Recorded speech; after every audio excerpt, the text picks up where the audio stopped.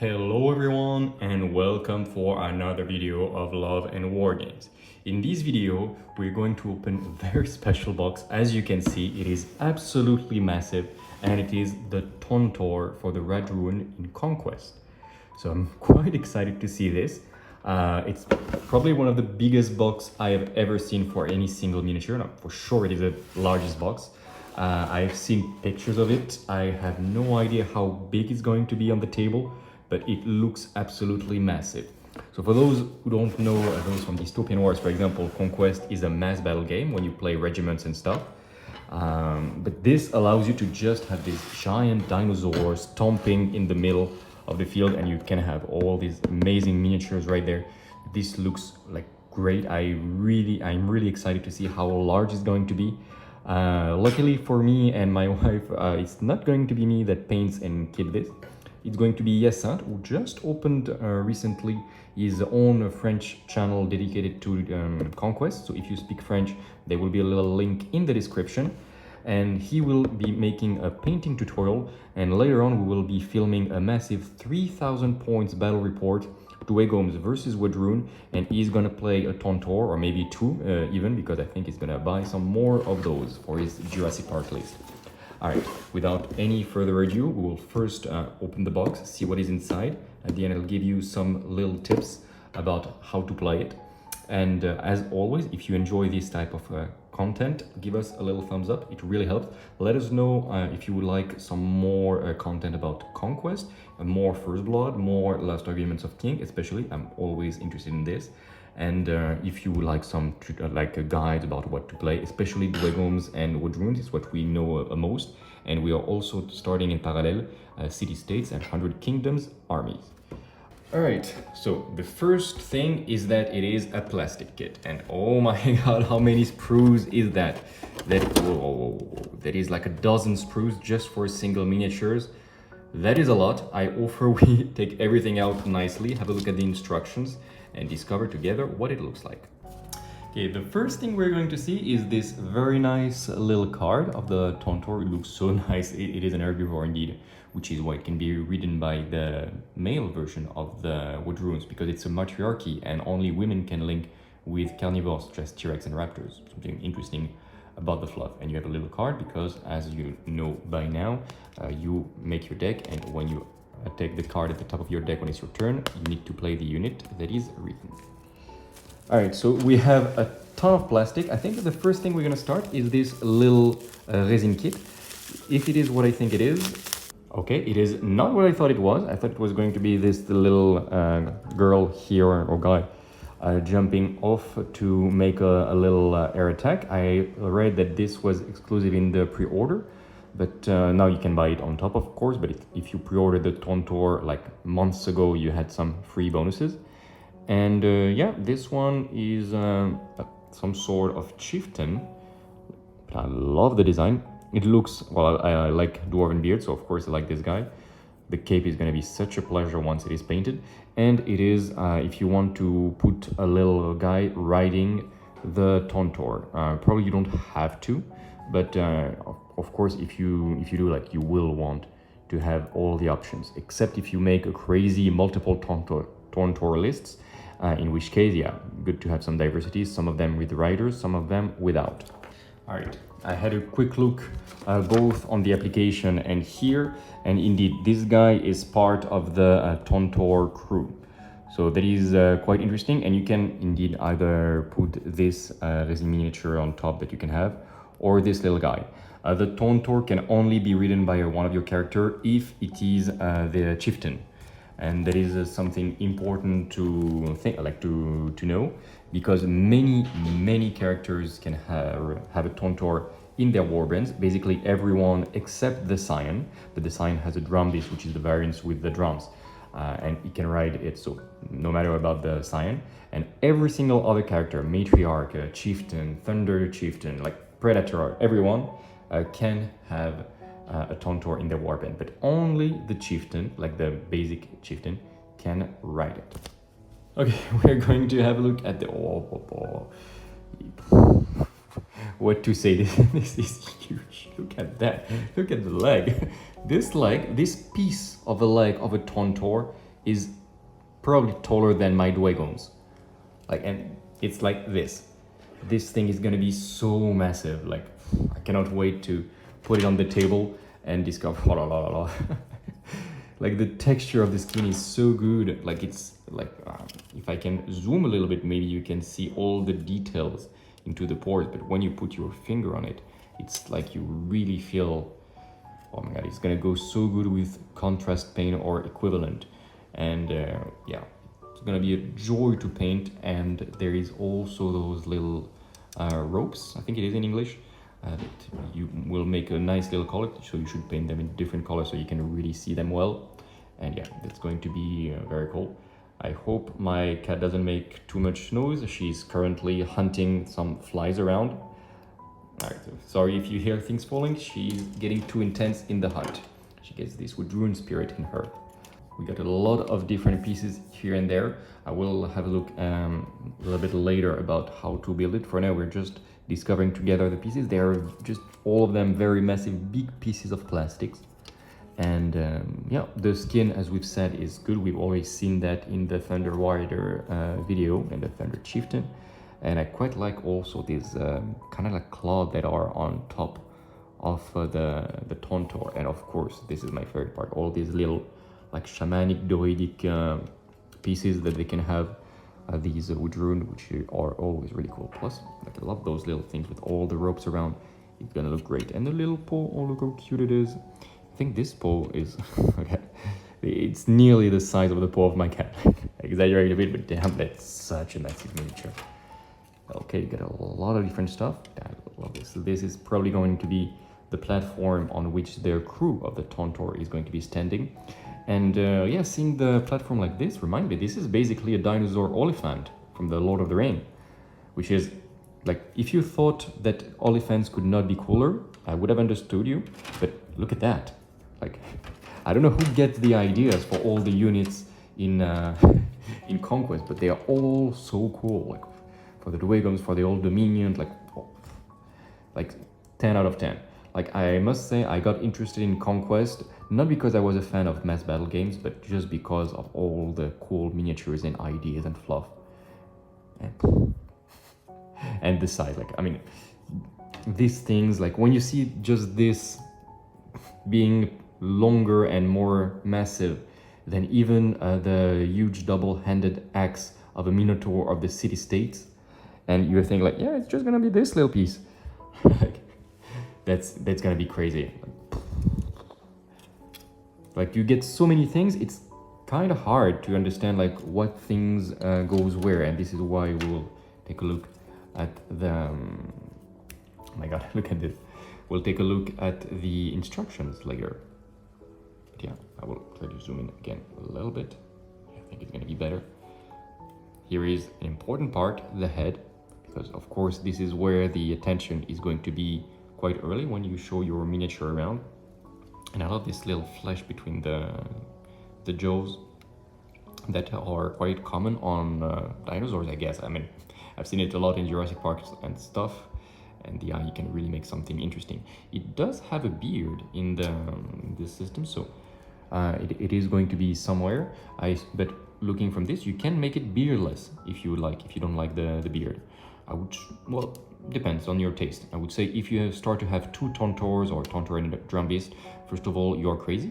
But like, it's gonna look great on the table. But if you start to have multiple of these, the fact that you can have or not the beard is going to make some great differentiation.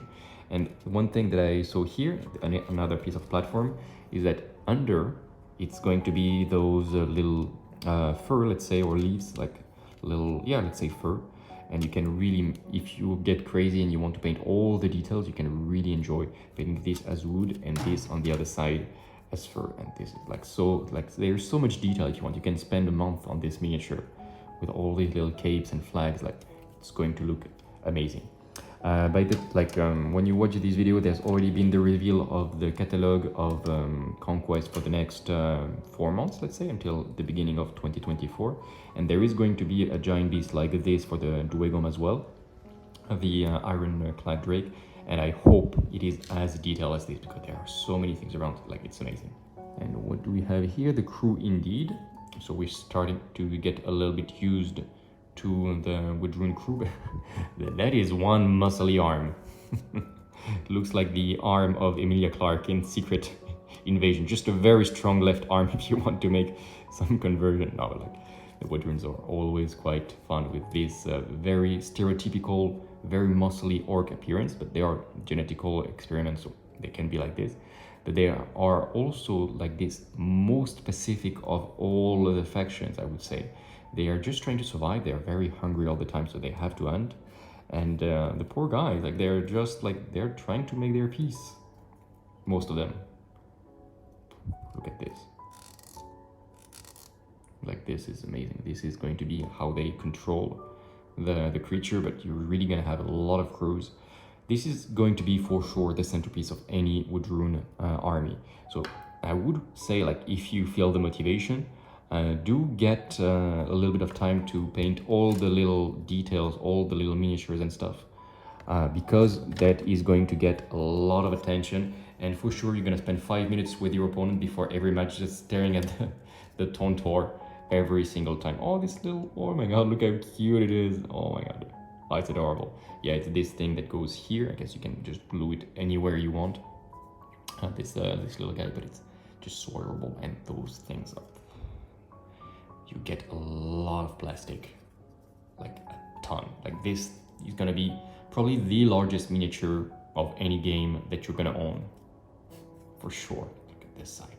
Yeah, it's gonna be, I think when you get everything up and assembled, it's going to be like this. Like I don't see how else, but like for sure, like if you've seen our battle reports, the Wargames are gonna go no higher than here. So can you imagine? I cannot imagine. Yeah, you can, as you can see, you just start building the legs piece by piece, assembling them around the neck and the body itself. Tac tac. All right, so first you assemble the whole thing, and then you assemble the whole structure, and all the way at the very end you put all the crew and stuff. Makes sense. The thing that, like, I don't usually give painting tips, but like the one thing that seems obvious to me, like even though I don't paint, is that you don't want to assemble it first and then paint it. Like, because there are so many little details, as you've seen, like on some side of the stuff there is wood, on the other side there is fur and stuff, and it's gonna be quite difficult to paint if you really do it like this. Well, it's maybe a little bit easier to paint it here and then paint it there, and then you glue it later on. Some part of what you paint might be hidden behind some other bits of miniatures, but since it is such a massive beast, and I don't know if I said, but it's cost 200 euros. So this thing is quite expensive. You get minus 10% with the Love 10 code on the Conquest Parabellum eShop, which is 20 euros in this case, so quite a good deal. Plus it helps us a lot. And if you do that, you will want to get your money's worth and really make it as beautiful as you can. And I'm also saying this as from the point of view of someone who will play against the Woodrunes, and I really want to have this as beautiful as possible when I see it on the table, so I can just spend like 3 minutes on my own clock, if it is a clocked tournament, just to stare at it, because it's gonna look so amazing. All right, this is what you get for the little, oh my god, look at the size of the base. Yeah, it's a monster base, but how is it gonna fit? Yeah, it fits because the legs are closed, and yeah, of course, get a base. All right, this is what you get inside, and now let's talk a little bit about how you can play it. So of course, obviously, this is a very expensive beast. It's like the Tontorr itself is the cheaper version that you can get, which is the more combat-oriented version, as you can see. It's at 310 points, and that is already like a significant, like 1/5 of your list. And the Drum Beast is 20 points more, 330. So how do you want to get it? As we've said, every single character except the sign can get it, so it will always be a question, do you want a Tontorr or not? And I think the answer often will be, like, if you have the miniature, for sure bring it out. It's gonna look great if you manage to carry it all the way to the tournament place.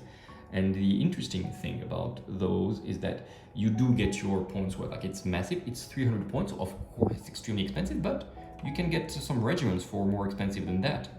And but however, this thing is going to be very, very difficult to break down. Like if I take a look at the statistics, yeah, this thing, as you can see, has an absolutely insane stat line. It has 26 wounds, like who has 26 wounds in this game? Resolve 3, defense 3. So that is already interesting. Fearless means like you will be a little bit tougher. Oblivious, so small arms fire will bounce off of you, and you're always inspired thanks to March of Giant. Offensive wise, it's quite cool. Always inspired, as we've said, so you attack at clash 3. You have 16 attacks at clash 3. So let's say you will pass about 8 of them, let's say. So you get this one. You will put about 8 of them out. They are going to be at cleave 1. That is already good. The impact is interesting because you do have 6 impact at brutal impact 6. That is always good to take, but it's not the main thing with it. It has line breaker, so those attack at cleave 1 will go through. No shield and no bastion for your opponent, so you will get cleave 1 except if they have Arden, of course.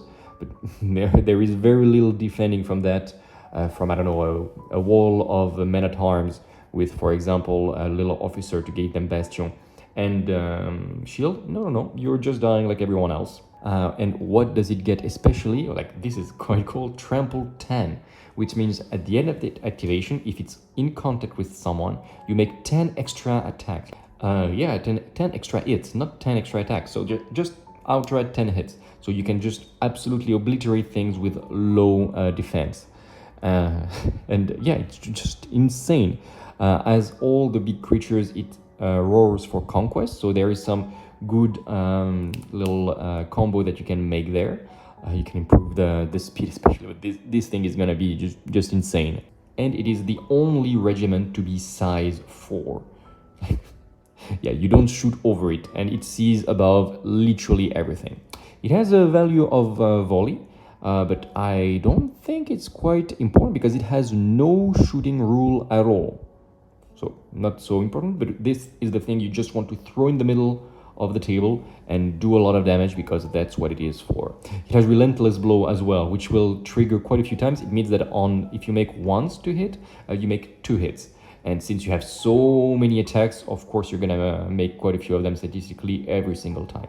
So basically, this thing is tough. Yes, it's not the tankiest unit in the game, points for resilience, even though 26 wounds with like a quite strong resolve, thanks to Fearless and Oblivious. You will be there for a little bit, but especially this is something that you want to be charging as fast as possible to do all your damage. Better with this little guy to make a charge, like a move and then charge, move at 6, fair, to make a move and then charge if you have no other chance, than just risking a charge at 5 or 6, because yes, 16 attacks at clash 3, it's good, especially with cleave 1, like no questions. But it's better to not risk it and to get the 6 impacts that you will get at brutal impact 2, very good, and then to get the guaranteed 10 hits from trample, then to just try and to maybe risk something and then get counter charge and get a lot of damage. Because this thing just needs to be in contact to impact to do a lot of damage, even though the attacks are really cool as well. Alright, that's going to be it for this video. I hope it was informative. It was just to share my enthusiasm with this, even though like I say a lot of good things about how it's gonna trample everything, but basically I'm gonna be on the other side of this when it goes on the table, but I'm very impatient to do this. Next battle report will be this 3000 points on Conquest, and I'm very excited to get all my Wargame out against this Jurassic Park list. Expect to see all this plastic painted and on the table soon on the channel. Until the next video, take care of yourself. If you want to buy in the Parabellum eShop, big love on you. And even if you just watch and you give us a comment, you give us a like, the other way around, a like and a comment, big love on you as well. And even if you just hear by mistake, well, big hearts on you anyway. Take care of yourself and remember to keep spreading the love all around. Bye.